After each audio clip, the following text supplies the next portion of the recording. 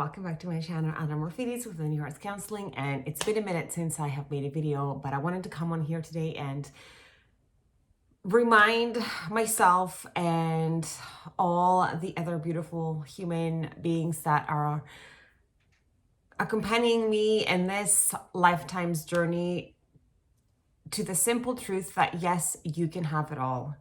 Based on conversations that I've had with people that I work with, or just in general with friends and family, it seems that this idea that we can't have our cake and eat it too, this idea that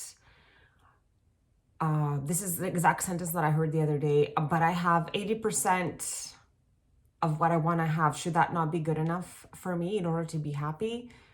I have heard people being in a relationship and saying, this person can offer me X, Y, and Z, but in this department, there is no connection. So that should be enough because I have X, Y, and Z. So I should just be able to make it work. And you can if you want to. If you choose to say that 80% works fine for me, or you choose to say, you know what? I love this person so much and we connect on so many other things that I'm willing to compromise this one need or desire of mine. That is totally okay when you come from it from that energetic point of view. But if you come from it from a point of view of settling or not still being fulfilled with that thought, thinking that you can't have your cake and eat it too, and what else better are you going to find, or that's the best that I can do, or other people are so much luckier that can have it all. Like when you come from it from that type of energy, then you know that there's a bit of shifting in there that you can do, because the simple truth is, now we know this from psychologists, counselors, and all therapists, spiritual gurus, even Buddha, Oprah, just these big names that have become staples in our self-help human department. They all say the same thing. You can have it all. The only thing that ever stops us from having it all are our own limiting beliefs. And we now know that we as children, from about 0 to 7 or 11, I was watching another clip from Oprah earlier today. It just popped up on my YouTube feed, and she's recapitulating what we already know. A lot of us develop these ideas when we're children that become embedded into our subconscious mind, and they become our core beliefs. And we think that we can't have it all. We think that other people are so much luckier than us.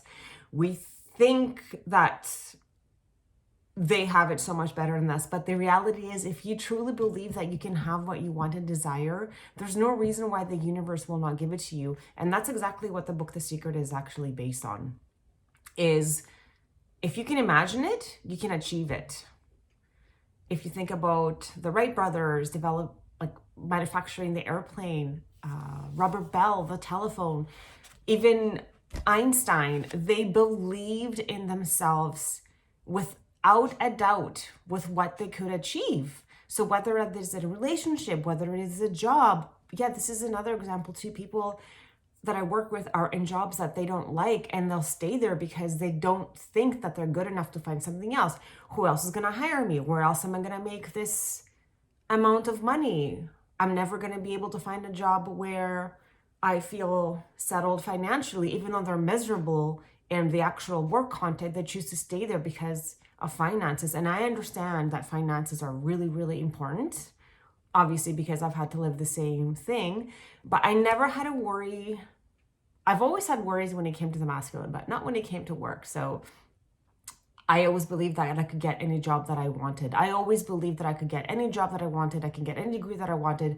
I never thought or felt that I was not good enough for that. But I know what that feeling of not being able to good enough for someone feels like, because I have felt it in the masculine department. So people stay in these situations because they think that they can't find different, they can't find better. And I'm just here to remind you that yes, you can change that limiting belief. Whatever you can imagine, you actually can achieve it. It is your birthright to live your life in a way that fulfills all of your soul's desires, all of the desires that you feel. You are the only one, through acquired unhelpful core beliefs and unhelpful, or as I called in CBT, twisted cognitive distortions. They're cognitive distortions. They're not reality. These core beliefs that you can't have it all. You can't have your cake and eat it too. Somewhere along the line, our ancestors spoke to us in this way and we believed it. Not everyone though. I actually do resonate a lot with a native way of being and living. I'm reading this book by Neil Donaldson, and he talks a lot about how the First Nations people used to live, and I resonate with it a lot because it's so much more closer to how we are meant to live as conscious human beings, that we have respect for ourselves and those around us, the way we harvest the earth, the way that we treat our body, all these beautiful ways of being, the way people were in relationships.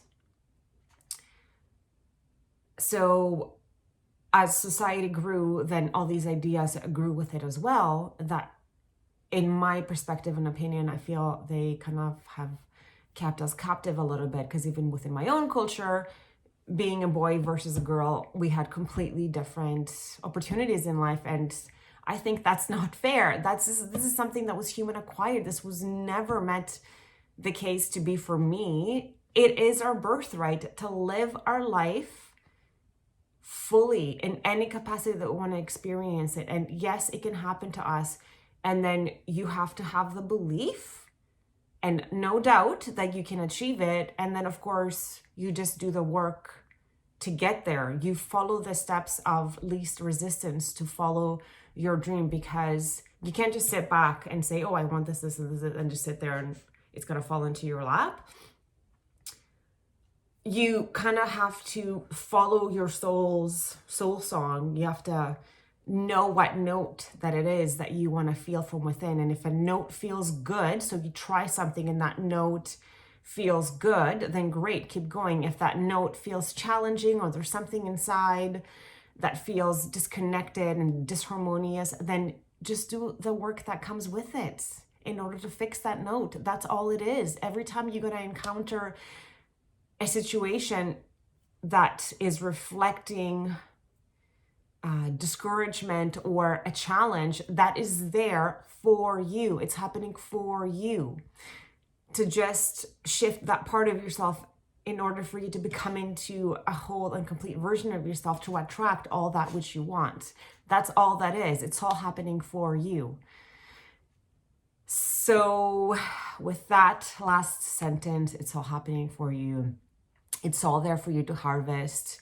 You can live your best life. Do not let any limiting beliefs stop you in your way. That's all they are. They're just cognitive distortions that we have acquired. You can have exactly what you want. And I feel like, because I grew up in a culture where we were very much based on guilt and shame, and so much fear was instilled within me about certain things that I could or could not do. It was so liberating to finally beat it all and understand this concept that it is my birthright. I don't care if I'm a man or a woman. I can live my life exactly in the way that I want to as a soul, not as a man or a woman, or because I'm a woman, I can't do this. And or even just like with marriage, it has to be this way, or with children, it has to be this way, like everything has to be in this way. No, it can be in the way that is most suited for you, that feels the best for you. You don't want to get married? Don't get married. You want to be polyamorous? Be polyamorous. Do you want to be whatever it is that you want to be, whatever job it is that you want to have, whatever it is that you want to achieve, whether it is maybe you want to write a book, maybe you want to be a public speaker, maybe you want to quit your job as a lawyer and you want to become, actually there's this one fantastical job. There's a person that works at the Golden Bridge in San Francisco. And he manifested that job. Part of his requirements for his work was he wanted to be creative. He wanted to be using his hands, and he wanted to somehow incorporate his love of bungee jumping in it. And he landed a job painting the chipped parts of the Golden Bridge in San Francisco. Like, there is something for everyone and everything to experience if you believe that you can have it.